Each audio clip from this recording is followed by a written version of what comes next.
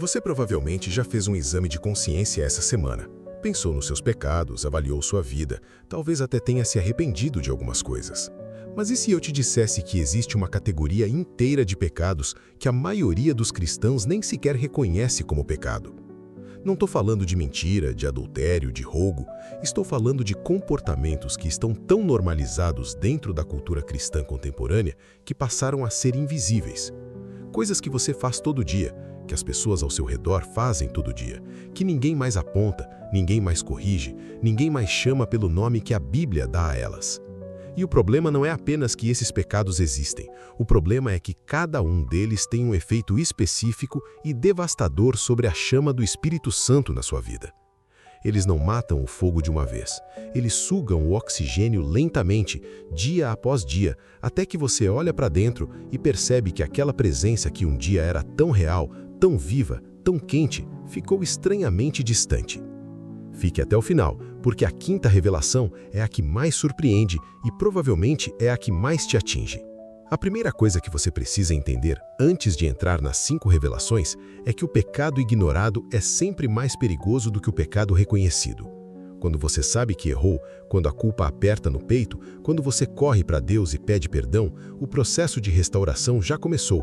O fogo pode ter diminuído, mas ainda há brasa. Mas quando o pecado passa despercebido, quando ele não é nomeado, não é identificado, não é confrontado, ele vai construindo uma estrutura invisível dentro de você.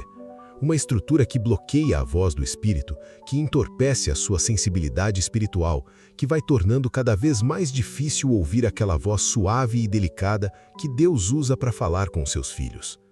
E é exatamente isso que torna os próximos 5 pontos tão críticos para quem leva a sério a vida no Espírito. O primeiro pecado que você ignora, mas Deus não, é a ingratidão disfarçada de realismo. Parece inofensivo, não é? Você não está sendo negativo, você está sendo realista. Você não está reclamando, está apenas descrevendo a situação como ela é. Mas a Bíblia, em 1 Tessalonicenses 5,18, não diz para você dar graças quando as coisas estiverem boas. Diz, em tudo dai graças, porque esta é a vontade de Deus em Cristo Jesus para convosco. Em tudo, não em algumas coisas, não quando for conveniente, em tudo. E quando você passa os seus dias focado no que falta, no que não funcionou, no que ainda não chegou, no que poderia ser melhor, você está praticando ingratidão. E a ingratidão não é apenas uma atitude negativa, ela é um bloqueio espiritual direto. O salmista entendia isso quando dizia, entrai pelas suas portas com ações de graças. A gratidão não é o resultado da presença de Deus, a gratidão é o caminho para ela. Quando você treina o seu coração para enxergar a mão de Deus nas coisas pequenas, o Espírito Santo tem muito mais espaço para se mover na sua vida. Quando você vive no modo do mas poderia ser melhor, você está essencialmente dizendo a Deus que o que Ele está fazendo não é suficiente. E isso apaga a chama de um jeito que você nem percebe enquanto está acontecendo. O segundo pecado ignorado é o entretenimento sem discernimento. E aqui eu sei que muita gente vai querer fechar o vídeo porque esse é o assunto que mais gera resistência. Mas escuta até o fim antes de julgar. Não estou dizendo que entretenimento é pecado. Não estou dizendo que você não pode assistir séries, filmes, ouvir música, rir de coisas engraçadas. Estou falando de algo muito mais específico. A ausência total de filtro sobre o que entra na sua mente e no seu coração através da tela. Porque Filipenses 4:8 é muito direto quando diz para pensar nas coisas que são verdadeiras, honestas, justas, puras, amáveis e de boa fama. E quando você passa horas consumindo conteúdo que normaliza o que Deus chama de abominação, que ridiculariza o que é sagrado, que banaliza a violência, a imoralidade, o cinismo, você está literalmente alimentando um espírito que compete com o Espírito Santo. O Espírito Santo não grita, ele sussurra. E quando o barulho dentro de você é enorme, você simplesmente não consegue mais escutar o sussurro. O terceiro pecado que a maioria ignora é a língua solta em ambiente cristão. Fofoca entre irmãos, crítica velada ao líder, reclamação disfarçada de desabafo ou pedido de oração. Ironia que machuca, mas é justificada como humor. A Bíblia, em Efésios 4:29, diz para não sair da sua boca nenhuma palavra torpe, mas somente a que for boa para a edificação, a fim de ministrar graça aos que ouvem. Graça. Cada palavra sua deveria ser um canal de graça para quem está ouvindo. E quando você para avaliar honestamente as conversas que teve essa semana, quantas delas ministraram graça? Quantas edificaram? Quantas levantaram? A língua solta não destrói apenas os relacionamentos, ela destrói o ambiente espiritual ao redor de você. Provérbios 18:21 não está sendo poético quando diz que morte e vida estão no poder da língua. É uma declaração espiritual sobre como as suas palavras criam ou destroem a atmosfera. E o Espírito Santo habita em atmosferas de vida, de graça, de verdade. Quando a sua boca se torna um canal de morte, de crítica, de fofoca, você está ativamente expulsando a presença que diz querer manter. O quarto pecado ignorado é a preguiça espiritual mascarada de graça. Essa é a mais sutil de todas. Ela soa teológica, ela soa humilde, ela até soa espiritual. Não sou eu, é Deus, Ele que faz tudo, minha parte é só crer. Mas há uma diferença enorme entre descansar na graça de Deus e usar a graça como desculpa para a inércia espiritual. Tiago 2,17 não tem como ser mais claro. A fé, se não tiver obras, é morta em si mesma.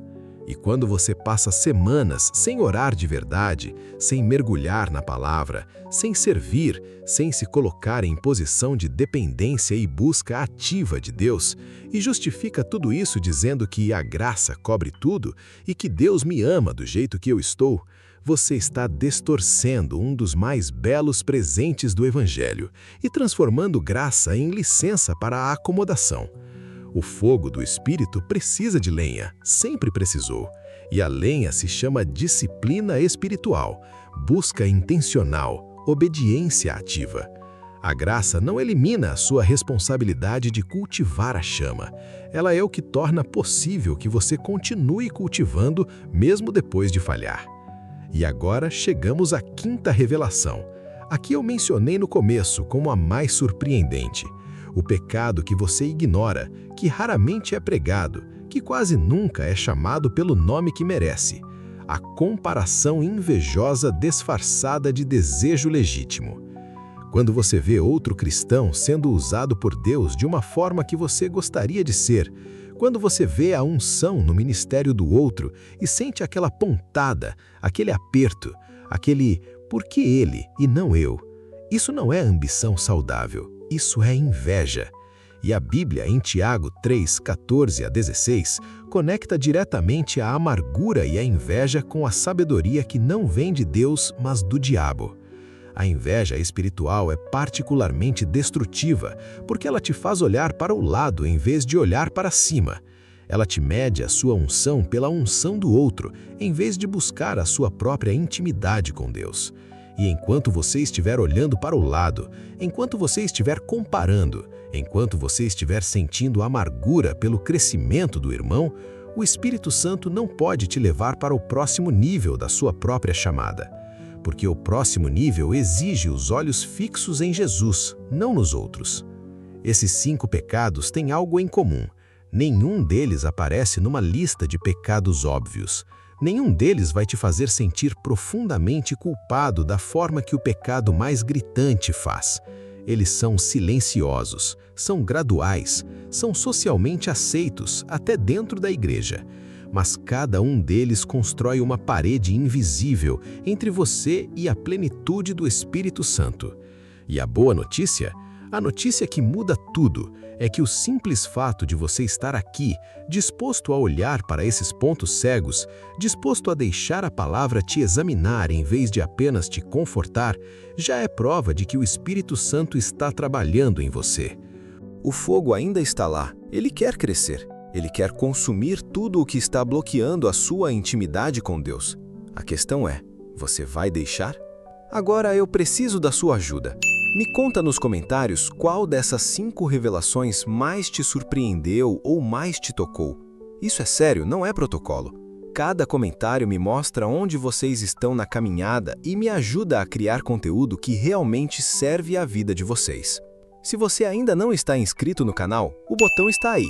E toda semana tem um mergulho novo nessa jornada de manter o fogo do Espírito aceso no meio da vida real, no meio do trabalho, da família, do cansaço, do cotidiano. E se esse vídeo chegou até você na hora certa, deixa o like antes de sair. É a forma mais simples de me dizer que valeu o tempo. Que o fogo de Deus continue ardendo em você.